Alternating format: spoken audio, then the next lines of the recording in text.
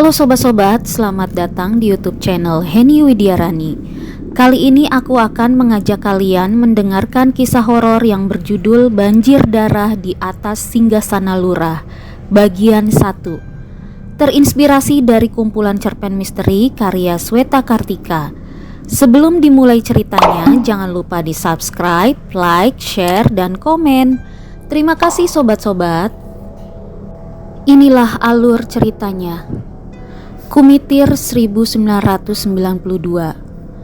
Malam itu dikala hujan sedang deras-derasnya mengguyur bumi, 5 orang laki-laki yang diketahui sebagai perwakilan tokoh masyarakat datang bertamu menemui Bapak. Salah seorang di antaranya, Pak Jasuni, sangat baik dikenal karena cukup rutin hadir berjamaah maghrib di langgar Mbah Dullah. Di balik kerai pintu kamar tengah, Bayu dan Mas Topan menguping kepayahan sebab suara obrolan mereka tersamarkan gemuruh hujan di luar sana. Satu-satunya yang berhasil mereka dengar kemudian mengemuka menjadi topik diskusi pagi ini di atas meja makan. "Bapak mau nyalon jadi lurah?" Mas Topan bertanya. Ia anak Pak D yang ikut keluarga mereka sejak masih bayi, membuka obrolan. "Rencananya," sahut Bapak santai, "kalau dapat dukungan dari tokoh desa yang lain." Aroma segar sayur asem buatan ibu menyublim dan membaur dengan udara pagi. Namun kesegaran itu gagal mengatasi kecanggungan yang menjelma di tengah suasana sarapan kali ini. Persoalannya, mereka sadar Bapak bukan tipe orang yang kuasa memimpin. Jangankan tampil di atas panggung, sekedar keluar untuk ronda atau kerja bakti saja seringkali mangkir dan meminta salah satu di antara anak-anaknya untuk pergi mewakili. Bapak sangat pemalu, gemar menjauhi keriuhan desa. Memangnya apa pertimbangan Pak Jasuni semalam sampai-sampai keluar gagasan melamar Bapak buat maju jadi kandidat lurah? Tanya lagi Mas Topan. "Yah, mana Bapak tahu, Pan?" jawab Bapak. Begitu santainya tanggapan itu. Mereka yang amat menuntut kejelasan lebih terpaksa menelan ludah misteri dan kebingungan. Ada sebuah upaya yang tertahan untuk membuat Bapak mempertimbangkan matang-matang permintaan dari orang-orang semalam. Yang pasti Bayu dan Mas Topan kurang setuju. Ada diskusi tanpa kata antara Bayu dan kakak angkatnya itu, tapi tak ada kemufakatan yang menjelma. Saat itulah ibu muncul dari dapur. "Dipertimbangkan lagi deh, Pak. Pak Jasuni dan yang lain kan semalam cuma melamar. Masih berupaya membujuk saja, bukan menunjuk Bapak buat nyalon beneran." Lega rasanya ibu menyuarakan kecemasan Bayu dan Mas Topan tanpa diminta. Bapak menanggapi sambil terus menjalankan ritual sarapannya. "Pak Jasuni bukan yang utama, Bu. Beliau sebagaimana 4 orang lainnya itu diminta langsung sama Mbah Manten, lurah kita 2 periode yang lalu, untuk mendukung aku supaya nyalon. Pasalnya sekarang ini cuma ada calon tunggal, Pak Rantau seorang." "Memangnya kenapa kalau Ki Lurah Rantau nyalon lagi, Pak?" sambar Bayu. "Bukan soal itu, Bayu.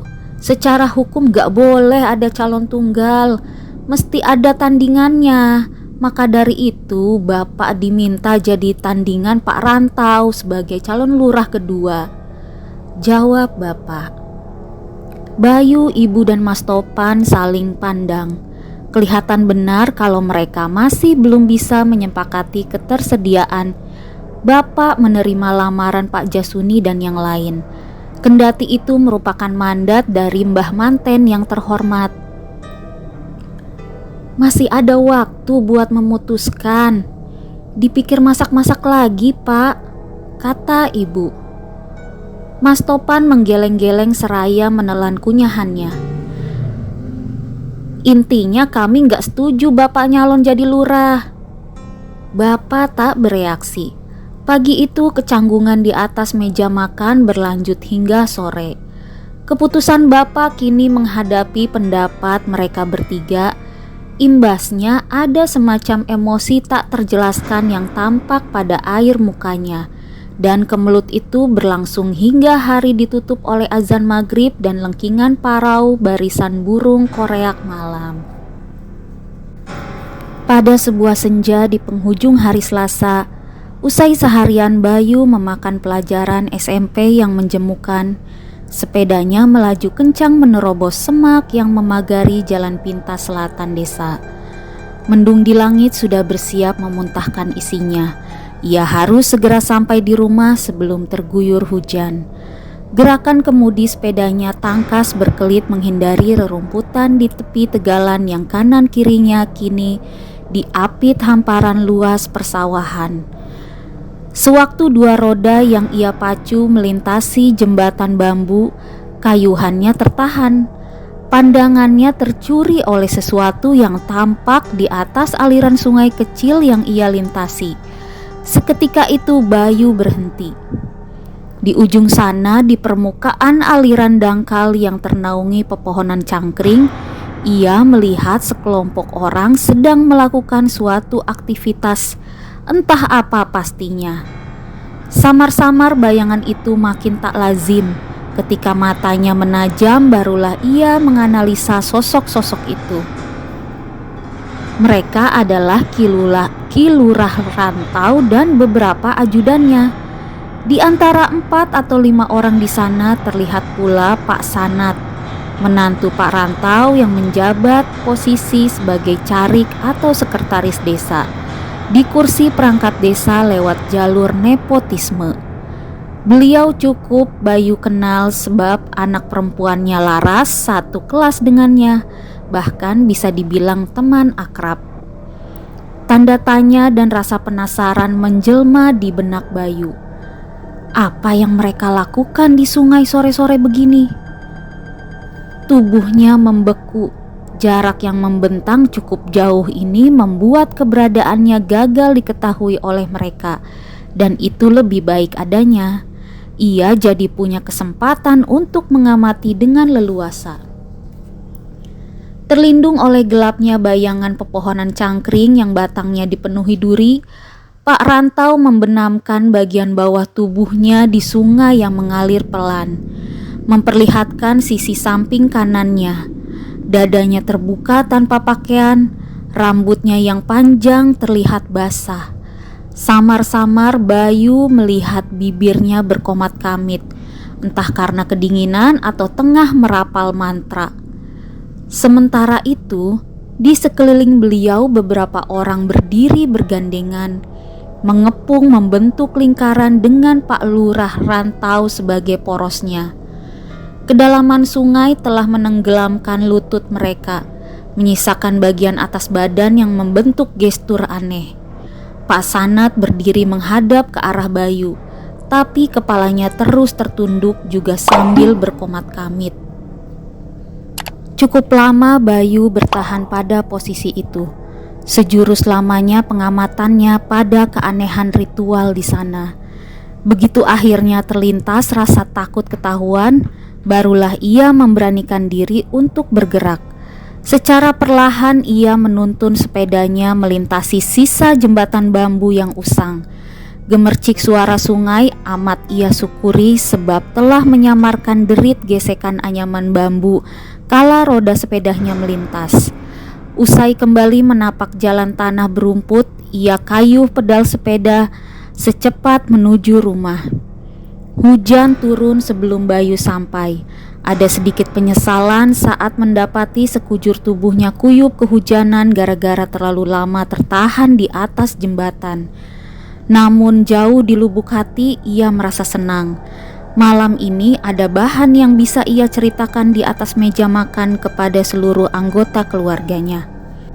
"Oh, aneh-aneh aja kamu, Bay," tukas Bapak santai seraya mengambil sisa tahu goreng dengan garpunya. Bayu mendengus kesal. Makan malamnya baru separuh dilahap, Tapi mendadak ia merasa kenyang begitu melihat tanggapan bapak yang meremehkan itu. "Buat apa sih aku pakai bohong, Pak? Aku lihat sendiri dengan mata kepalaku. Pak Lurah Rantau sedang melakukan ritual aneh di sungai," timpal Bayu. Bapak menjawab sambil mengunyah tanpa menaruh perhatian sedikit pun padanya. "Yang gak percaya itu siapa? Bapak kan cuma bilang kamu itu aneh-aneh aja kelakuannya." Mas Topan yang sudah lebih dulu menuntaskan makan ketularan kesal juga akhirnya. "Maksud Bayu kan baik, Pak, memperingatkan supaya Bapak sadar seperti apa kelakuan lawan politik Bapak." Bayu mantap mengangguk menyetujui kesimpulan kakaknya. Ibu masih menunggu giliran menimpali. Dilihat ia masih sibuk menuntaskan sisa sayur lodehnya. "Lawan politik," Bapak terkekeh. "Ya kan urusan dia, Pan. Kalau dia berbuat sirik semacam itu yang dosa dia, yang kena karma mereka, bukan Bapak. Sederhana toh." Bayu mendengus kesal. Mas Topan terlihat menyerah menyandarkan punggungnya di kursi kayu. "Maksud Topan sama Bayu," ibu bersuara tiba-tiba, "adalah supaya Bapak berhati-hati sama kubu Pak Rantau. Kalau benar mereka pakai ilmu hitam untuk meraih kemenangannya lagi, berarti Bapak harus waspada." Tak ada tanggapan dari Bapak.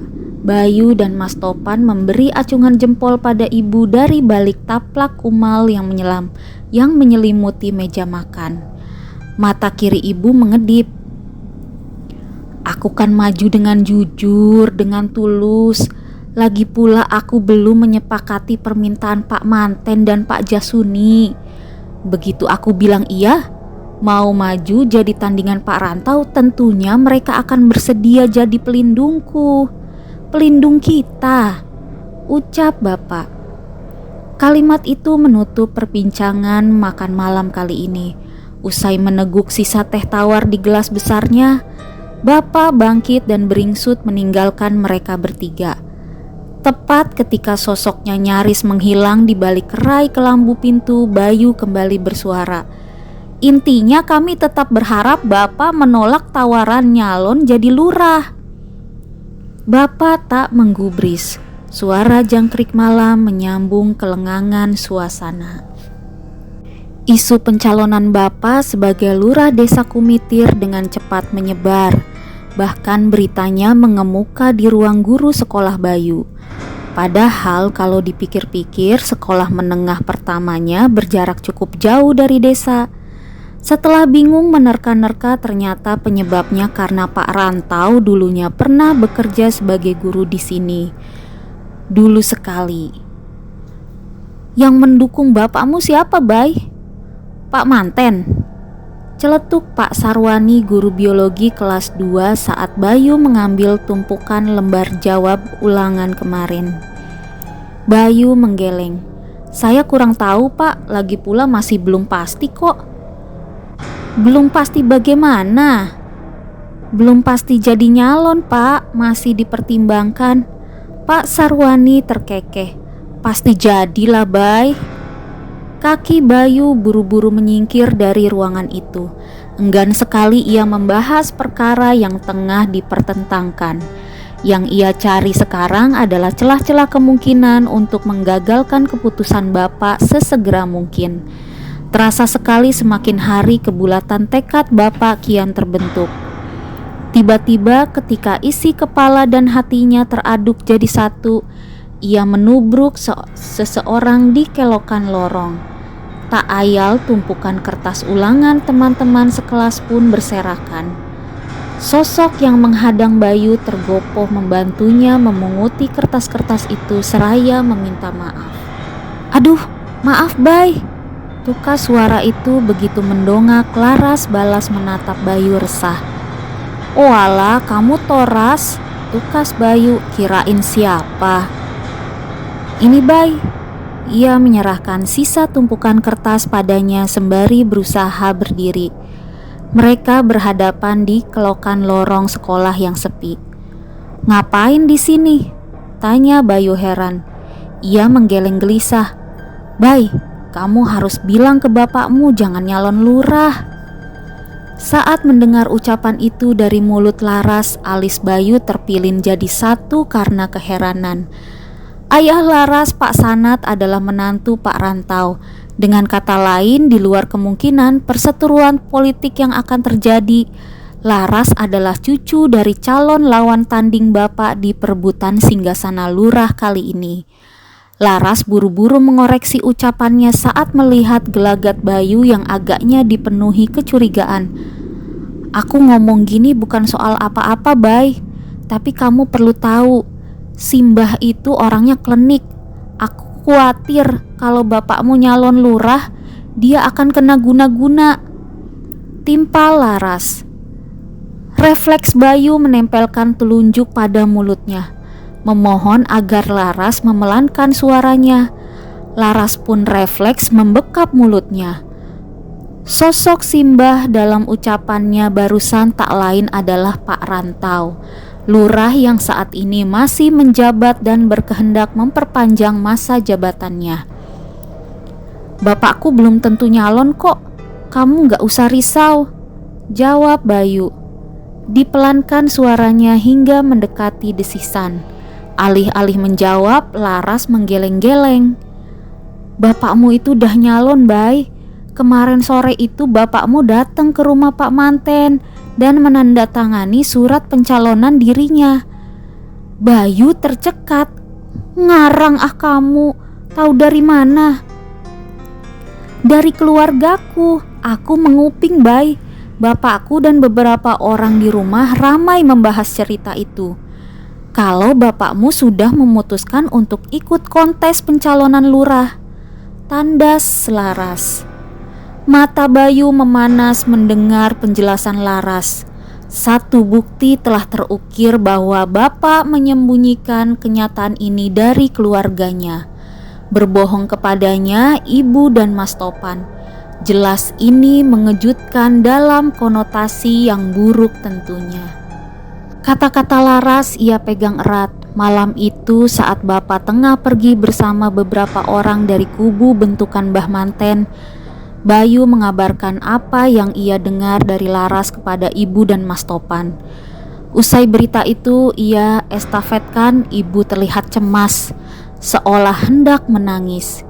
Siapa yang nyangka bapak bisa sampai berdusta semacam ini. Kejujuran dan keterbukaan, dua perkara yang selama ini terjunjung luhur di altar kecil keluarga Bayu, sepertinya baru saja kehilangan kesakralannya. Ironisnya, bapak sendiri yang melanggarnya. Ia sudah berbohong bahwa rencana pencalonan dirinya masih berupa usulan dan masih punya peluang ditolak. Setelah mendengar penjelasan Laras ditambah perubahan gelagat bapak di rumah, disusul peristiwa perginya bapak bersama orang-orang bawahan Mbah Manten, jelas menajamkan bukti kebenaran bahwa bapak memutuskan maju sebagai calon lurah desa Kumitir, kendati dengan mengibuli kepolosan mereka bertiga.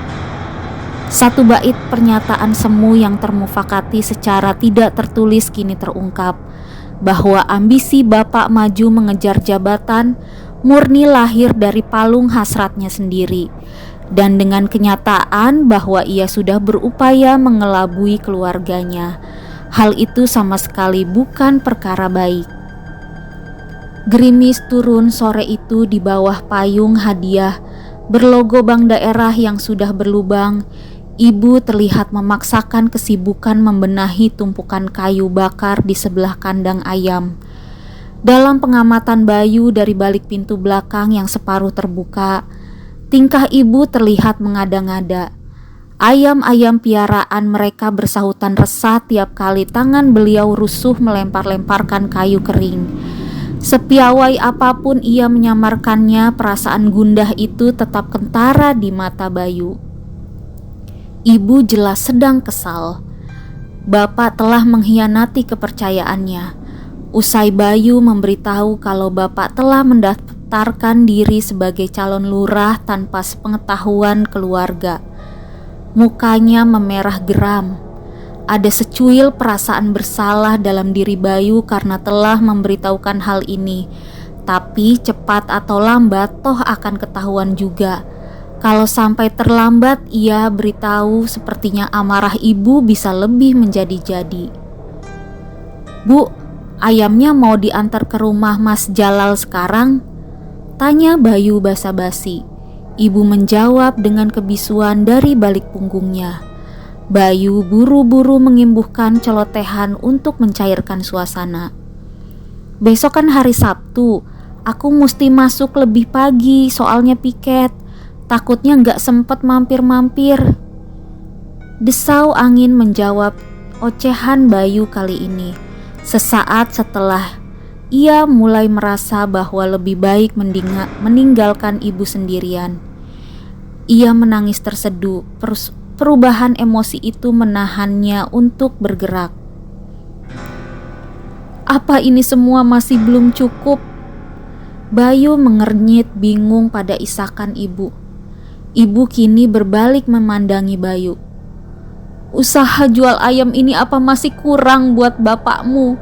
Sampai-sampai harus menggadaikan kepercayaan kita demi duduk di singgasana lurah itu." Jantung Bayu terenyuh. Untuk pertama kalinya dalam hidupnya, ia menyaksikan sikap yang begitu berbeda dari karakter ibu. Sikap yang sama sekali tak pernah ia duga akan mengemuka pada momen-momen seperti ini. Senja itu sayup, angin gerimis menghanyutkan banyak hal dari rumah ini.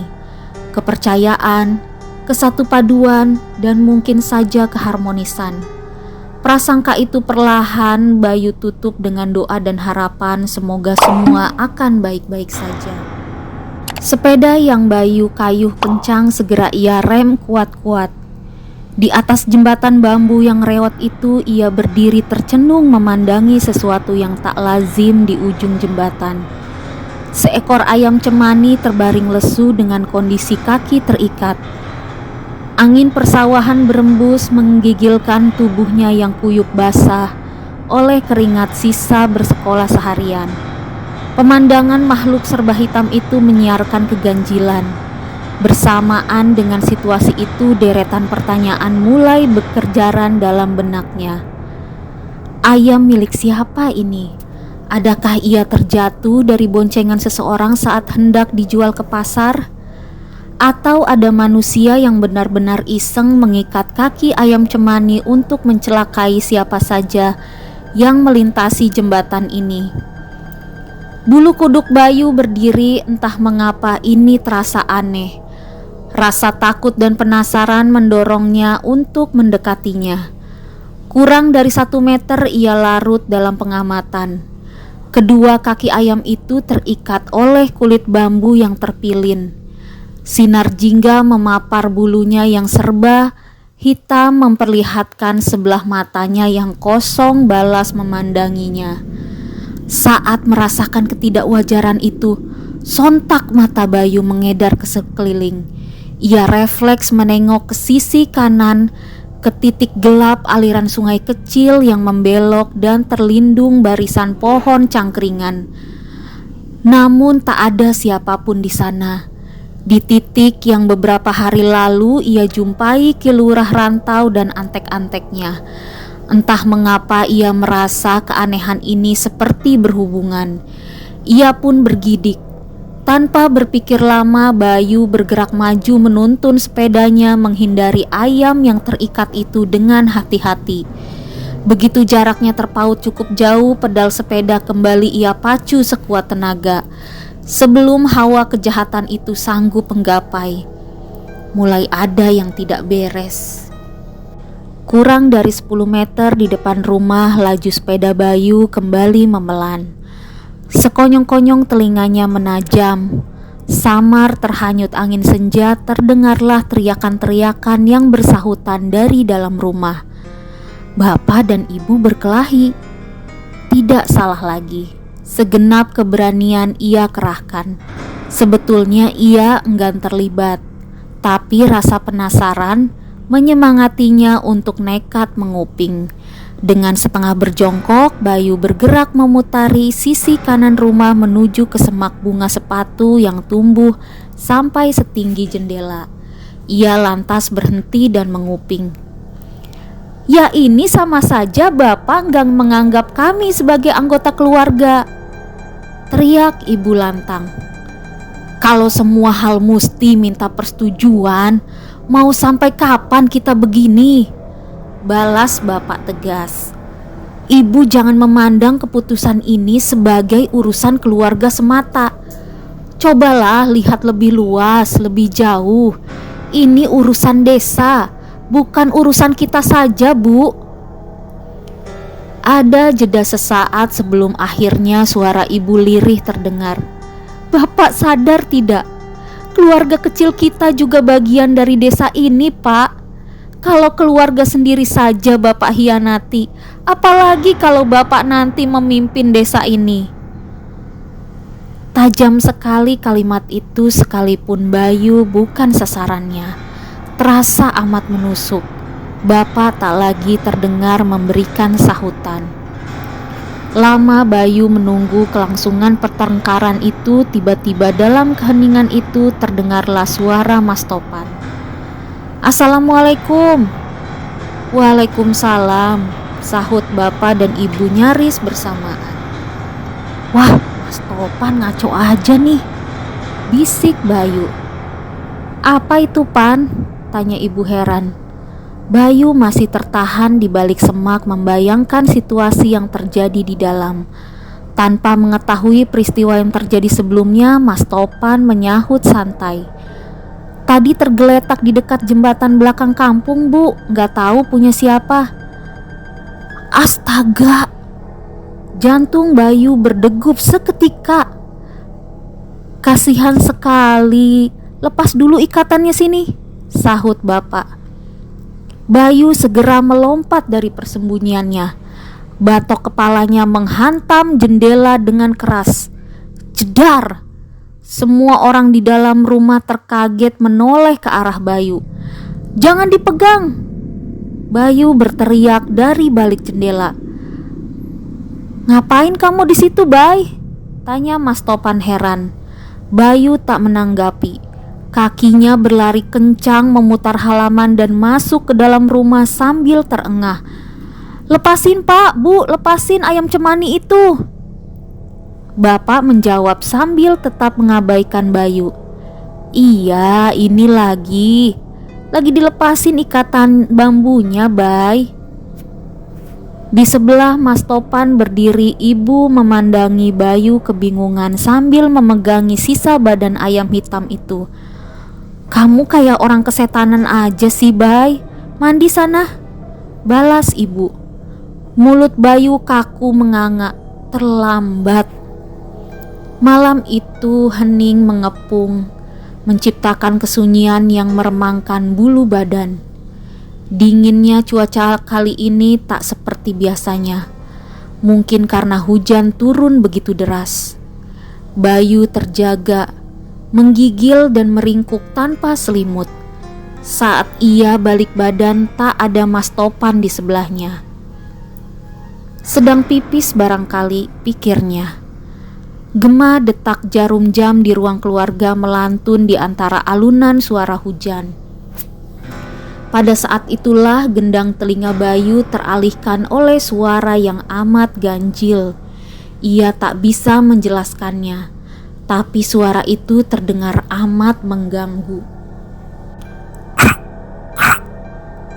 Tubuh Bayu terduduk siaga.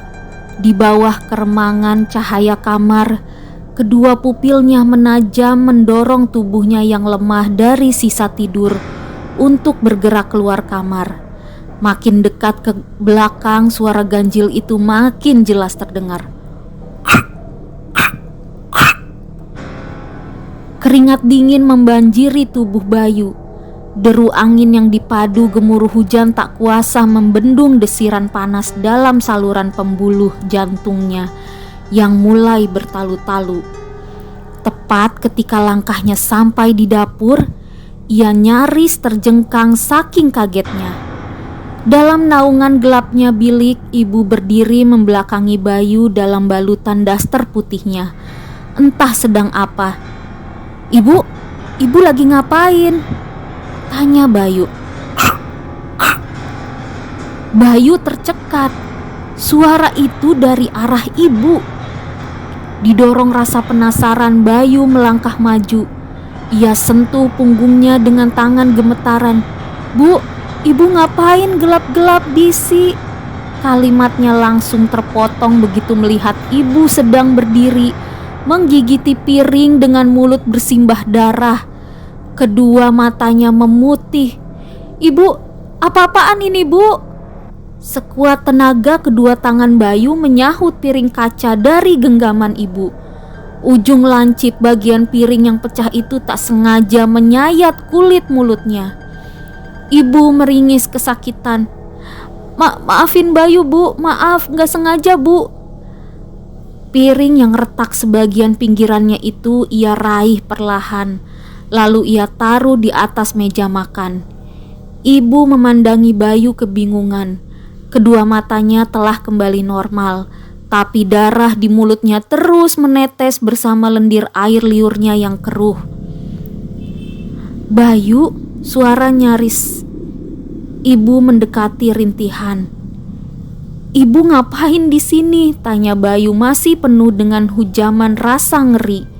"Ngapain ibu gigit-gigit piring?" Wajah ibu makin linglung. Naluri telah membimbing tangan Bayu meraih kain lap di samping lemari dapur, lalu membekapkannya ke mulut ibu. Aliran darahnya kini tersumpal. "Ada yang tidak beres," gumam Bayu. "Ayo Bu, sini masuk ke kamar dulu." Ketika Bayu menyentuh permukaan kulit tangan ibu, terasa sekali tubuhnya gemetar hebat. Langkah Bayu melaju sepelan mungkin mengiringi langkah ibu. Lalu tepat ketika hendak Bayu meraih gagang pintu kamar, terdengarlah suara kekehan tawa. Ia kembali siaga. Dari tempat Bayu dan ibu berdiri, Bayu melihat pintu kamar mandi sedikit terbuka. Pendar cahaya kekuningan memancar dari sana. Sebelum sempat menganalisa, lagi-lagi telinganya mendengar tawa itu. Tak hanya tawa saja kali ini, ada semacam suara tampar menampar yang menggema. Kini tubuhnya terasa bergetar. Ibu ditinggalkannya begitu saja berdiri di sana. Lalu Bayu beringsut menuju ke sumber suara aneh di dalam kamar mandi dengan gentar. Begitu pintu ia tendang terbuka, matanya sontak membelalak lebar. Di pojok bilik lembab itu, Mas Topan tampak berdiri tanpa busana membelakangi Bayu. Bagian depan tubuhnya menghadap ke pojok dinding kamar mandi yang berlumut. Ia mengekeh parau. Sekali waktu kedua tangannya yang terbebas menampar-nampar pipinya sendiri. Tiap kali tamparan itu menggema, tawanya kian menjadi-jadi. Kerongkongan Bayu jadi kering kerontang. Dengan penuh kehati-hatian ia bawa kakinya melangkah masuk, menginjak lantai yang basah dan dingin. Mas Topan?" Suara Bayu bergetar. "Kenapa nggak pakai baju?" Mas Topan tak menanggapi. Tawanya terhenti, tergantikan gema suara tamparan yang perih memilukan. Khawatir dengan kondisi itu, tangan kanan Bayu yang gemeteran meraih pundaknya, menariknya hingga berbalik menentang Bayu. Mata Bayu membelalak. Wajah Mas Topan lebam. Kedua pipinya memar seperti usai dihajar orang sekampung. Sedang dari hidungnya mengalir darah merah pekat yang menetes-netes ke dadanya yang telanjang.